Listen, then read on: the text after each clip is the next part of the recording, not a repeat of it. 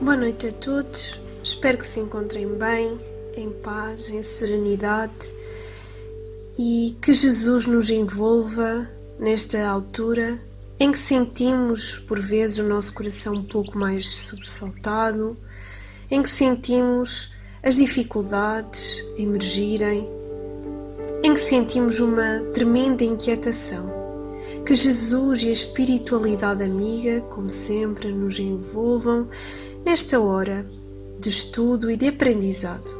Que esta mensagem seja assim útil para a vida de cada um de nós e que possamos assim beneficiar desta leitura. Que assim seja. Bom, eu decidi optar pela obra Na Seara Espírita, de Rodrigo de Assis Cardoso. Capítulo 11. Quem é o meu próximo? Qual é o verdadeiro sentido da palavra caridade, tal como a entendia Jesus? Benevolência para com todos, indulgência para com as imperfeições alheias e perdão das ofensas.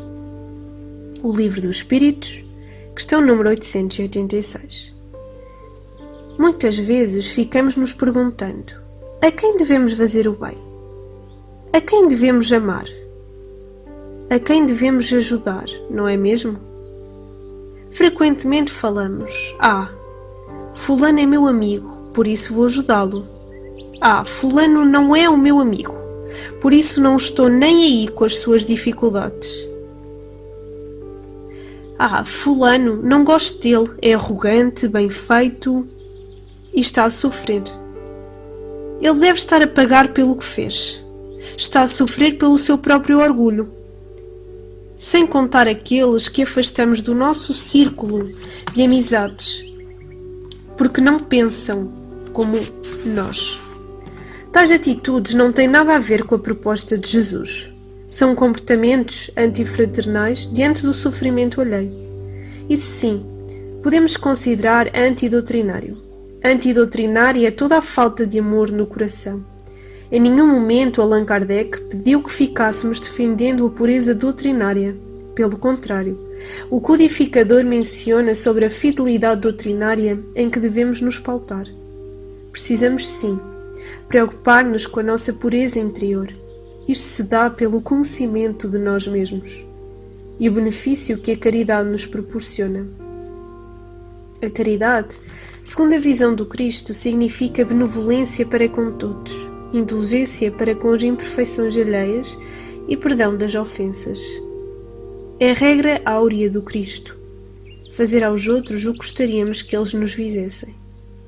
Como está inserido nas anotações de Lucas no capítulo 6, versículo 31. O perdão é uma virtude muito importante. Tanto é verdade que o Cristo deixou para exemplificá-lo no momento da cruz, quando disse: Pai, perdoai-lhes, pois não sabem o que fazem, referindo-se a seus algozes. Em O Evangelho segundo o Espiritismo, no capítulo 10, item 15, o apóstolo Paulo explica o verdadeiro perdão que o Cristo espera de nós, em nossos comportamentos. Diz o apóstolo dos gentios: perdoar aos inimigos é pedir perdão para si mesmo. Perdoar aos amigos é dar-lhes uma prova de amizade. Perdoar as ofensas é mostrar que já se está se tornando uma criatura melhor. Perdoai, meus filhos, para que Deus vos perdoe.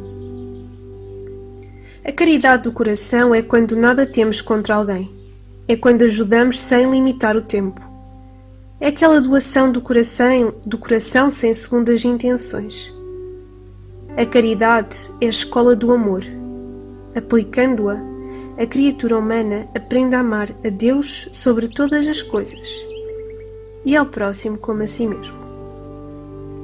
Jesus, na parábola do bom samaritano, explica que devemos em nossas atitudes exemplificar o amor dentro do lar com os nossos familiares, com aqueles que estão desamparados, com os que têm fome, com os que estão sofrendo sobre uma cama. Nesta passagem, Jesus nos esclarece que devemos sempre auxiliar sem interesse, sem saber se o que necessita de ajuda é desta ou daquela religião, desta ou daquela classe social, desta ou daquela raça. deste ou daquele sexo, mas simplesmente procuremos o próximo, aliviando as suas dores e as suas necessidades. É assim que devemos seguir e viver os exemplos de amor e bondade exarados por Jesus de Nazaré. O mestre relata: certa vez, estando ele a ensinar, eis que se levantou um doutor da lei e lhe disse para tentá-lo: Mestre, que hei de fazer para alcançar a vida eterna? Respondeu-lhe Jesus: Que está escrito na lei, como é que a lês? Tornou aquele: Amarás o Senhor teu Deus de todo o teu coração, de toda a tua alma, com todas as tuas forças e de toda a tua mente, e o teu próximo, como a ti mesmo.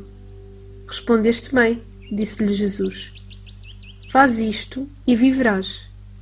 Mas ele, querendo justificar-se, perguntou ainda: E quem é o meu próximo? Ao que Jesus tomou a palavra dizendo: Um homem descia de Jerusalém, a Jericó, e caiu nas mãos dos ladrões, que logo o despojaram, cobrindo-o de feridas, e se foram, deixando-o semi-morto. Casualmente, descia pelo mesmo caminho um sacerdote, viu e passou adiante. Um levita, que também vinha pelo mesmo lugar, viu e ainda assim passou adiante. Mas um samaritano que vinha de viagem, chegando ao lugar onde estava aquele homem, viu-o e tocou-se de compaixão. Aproximou-se, deitou-lhe óleo e vinho nas chagas e limpou-as. Em seguida, fê-lo montar em sua cavalgadura, conduzindo-o a uma hospedaria que teve cuidado dele. No dia seguinte, tirou 2 denários e deu-os ao hospedeiro, dizendo: Toma cuidado dele, e o que gostares a mais, pagar-te-ei na volta. Qual desses 3 se houve com o próximo daquele que caíra nas mãos dos ladrões? Respondeu logo o doutor: Aquele que usou de misericórdia. Então lhe disse Jesus: Pois vai e faz tu mesmo. Pela parábola, qual é o ensinamento que Jesus nos oferece? O de que, para aportarmos na vida espiritual, não basta memorizarmos textos das Escrituras Sagradas, não basta decorarmos os ensinamentos do Espiritismo. É preciso pormos em prática e vivemos em nosso íntimo o amor e a fraternidade que o Cristo vai revelar e exemplificar, a fim de que possamos aportar na erraticidade em sã consciência. O sacerdote, que era o mediador da palavra de Deus ao povo, o que fez para amparar o homem que havia caído nas mãos de malfeitores. Ele tinha conhecimento na cabeça, mas o seu coração estava vazio de nobres sentimentos. O mesmo ocorreu com o levita, quando se deparou com um sofredor que estava à beira da estrada. Ele passou ao largo, sendo insensível à dor alheia. O levita não era um ignorante das leis de Deus. Era um pregador dos ensinos divinos e pregava nas tribos. O problema é que ele tinha Deus nos lábios e não no coração. E o que vale para Deus não é o saber, mas o fazer, ou seja, não são as palavras, mas sim os atos. O samaritano, um estrangeiro que por ali passava, parou e atendeu o homem em suas dores, cuidando das suas feridas. O samaritano, segundo Jesus, havia tomado uma atitude correta, atitude de amor, de respeito e de compaixão. A título de explicação, os samaritanos para os judeus ortodoxos eram heréticos e por isso mesmo foram desprezados, anatematizados e perseguidos. Jesus mostra claramente que para Deus não importa o que os outros dizem a nosso respeito. O que vale para a divindade é o que nós sentimos por dentro, aquilo que vai dentro da nossa alma. E para Jesus, o que valeu foi a atitude de compaixão do samaritano, e não o que os outros diziam a seu respeito. Quem é o meu próximo? Segundo Cristo, o nosso próximo pode estar bem perto de nós. É um familiar com problemas, o colega de serviço sobrecarregado, o necessitado que nos procura, o carente da periferia, o doente no hospital, o sentenciado na prisão, é aquele que nos ofendeu, que nos prejudicou, que nos causou prejuízos. Na parábola do bom samaritano, ele deixou claro que a função da caridade é o socorro imediato. A caridade material é importante, dar a sopa, comprar medicamentos para o doente, amparar crianças carentes, distribuir cestas básicas, Mas se não tivermos amor em nossas intenções no momento de realizar a doação, a ação perde todo o seu valor, pois não se enquadra na caridade genuína ensinada por Jesus.